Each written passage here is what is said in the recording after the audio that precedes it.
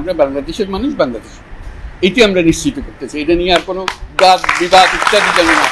আমরা বাংলাদেশে আমরা এক পরিবারের সদস্য বলে মন্তব্য করে অন্তর্বর্তী সরকারের প্রধান উপদেষ্টা ডক্টর মোহাম্মদ ইউনূস বলেছেন, আমাদের নানা মত থাকবে, নানা ধর্ম থাকবে, নানা রীতিনীতি থাকবে, কিন্তু পরিবার একটা। বৃহস্পতিবার বিকেলে রাজধানীর ফরেন সার্ভিস একাডেমিতে ধর্মীয় নেতাদের সঙ্গে বৈঠকে এসব কথা বলেন তিনি। ধর্মীয় নেতাদের উদ্দেশ্যে প্রধান উপদেষ্টা বলেন, দেশের বর্তমান পরিস্থিতিতে মানুষের মনে অনেকগুলো প্রশ্ন জেগেছে, সেগুলোর জবাব খুঁজে পাওয়ার জন্যই আপনাদের সঙ্গে বসা। জুলাই অভ্যুত্থানের পরপরই এই সরকার যখন গঠন হয়, আগস্টের ৮ তারিখ আমি যখন বিমানবন্দরে উপস্থিত হলাম, তখন সবার কাছে আন্তরিকভাবে একটা আহ্বান জানিয়েছিলাম। সেটা কোনো রাজনৈতিক বা শ্রোতাপ্রিয় বক্তব্য ছিল না। বলেছিলাম, আমরা একটা পরিবার, আমাদের নানা মত থাকবে, নানা ধর্ম থাকবে, নানা রীতিনীতি থাকবে, কিন্তু পরিবার একটা, আমরা সবাই একই পরিবারের সদস্য, এটাতেই জোর দিয়েছিলাম। তিনি বলেন, আমাদের শত পার্থক্য সত্ত্বেও আমরা কারোর শত্রু না, পরস্পরের শত্রু না। আমরা এক জায়গাতে এক কাতারেই ওখানে চলে আসি, যেখানে আমাদের জাতীয়তার প্রশ্ন আছে, পরিচয়ের প্রশ্ন আছে। আমরা বাংলাদেশি, আমরা এক পরিবারের সদস্য। ডক্টর মোহাম্মদ ইউনূস বলেন, যখন শপথ গ্রহণ করলাম শুনলাম যে সংখ্যালঘুদের উপর অত্যাচার চলছে।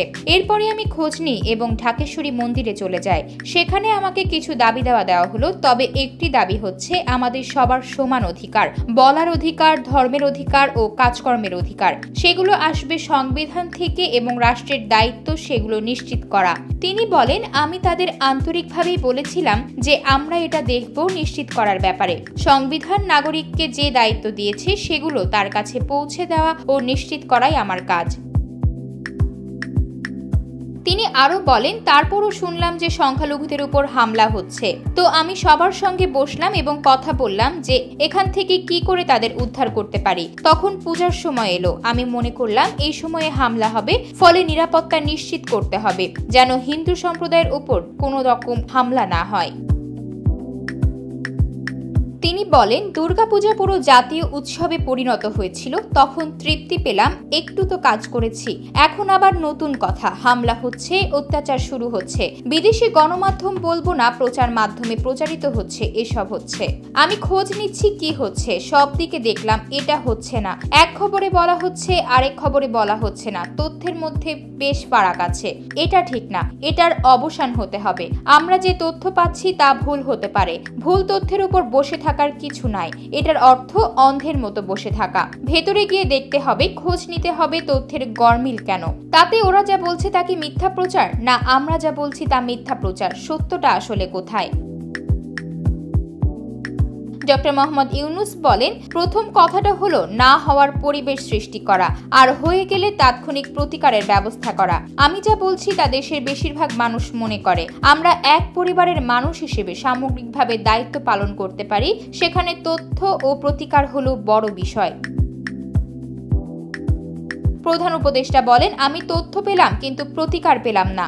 সমস্যা হয়ে গেলে সমাধান করতে হবে। আজকের আলোচনা খোলাখুলি, আমরা সবাই আলোচনা করব।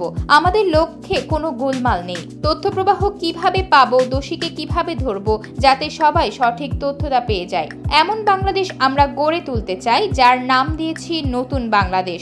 এটা আমাদের করতে হবে। আপনাদের কথা বলে সন্তুষ্ট করে আজকের মতো বিদায় দিলাম তা নয়, এটা দ্রুতই করতে হবে।